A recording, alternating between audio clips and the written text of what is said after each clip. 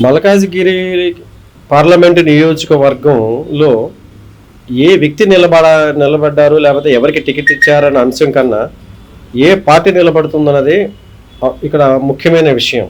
అది బీజేపీ కావటం అత్యంత గర్వకారణం. బీజేపీ టికెట్ ఎవరికి ఇచ్చినప్పటికీ ఆ వ్యక్తిని గెలిపించుకోవటం పౌరుడిగా నా బాధ్యత. గత 72 సంవత్సరాలుగా ఈ దేశాన్ని వినాశకరమైన రీతిలో నాశనం చేసిన పార్టీలు ఒక పక్క, 10 సంవత్సరాల కాలంలోనే దేశాన్ని ప్రపంచంలో 4వ స్థానానికి తీసుకెళ్లిన పార్టీ ఓ పక్క. రెండు బేరీజు వేసుకుంటే భారతీయ పౌరుడిగా నా ఓటు ఎప్పుడు బీజేపీ ప్రభుత్వానికే ఉంటుంది.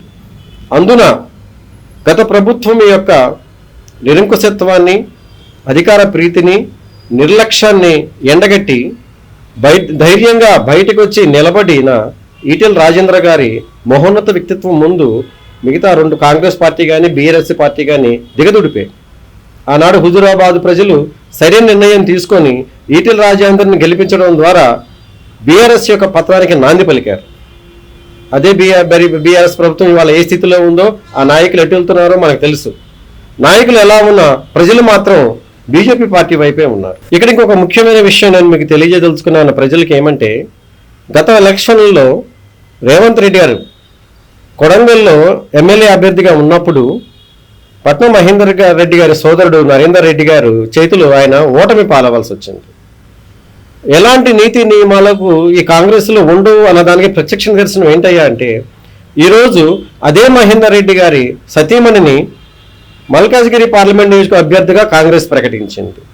బీఆర్ఎస్లో ఉన్న అభ్యర్థుల్ని కాంగ్రెస్ పార్టీ తీసుకోవడం అంటే అన్ని నియమాలకు నీతులకు తెలియదు కాల్చిన ఈ కాంగ్రెస్ పార్టీ ఒక ఉద్యమ నాయకుడికి ఎదురుగా నిలబెట్టి ఉద్యమ నాయకుడి మీద పోటీ నిలబడటం ఎంతవరకు సబబు?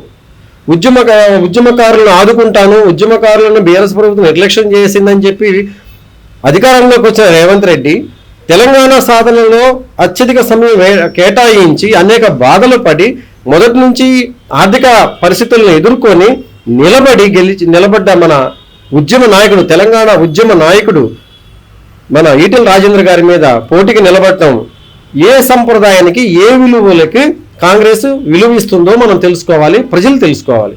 ఎట్టి పరిస్థితుల్లో బీఆర్ఎస్కు నకలు కాంగ్రెస్లకు ఎలా కనిపిస్తుందే కానీ ఉద్యమకారులకు వెన్నుపోటు పొడుస్తున్న ఈ కాంగ్రెస్ ప్రభుత్వాన్ని ఎట్టి పరిస్థితుల్లో ప్రజలు ఓడించాలి, ఈ నిజం గ్రహించాలి.